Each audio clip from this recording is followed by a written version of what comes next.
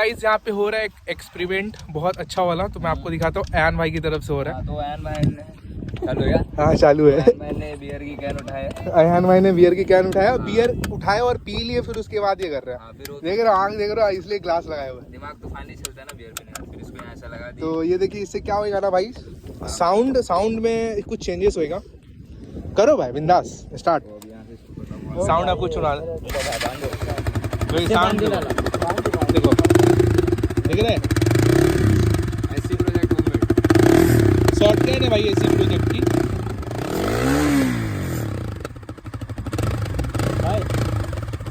तो guys video अच्छी लगी तो वीडियो को लाइक करो बस।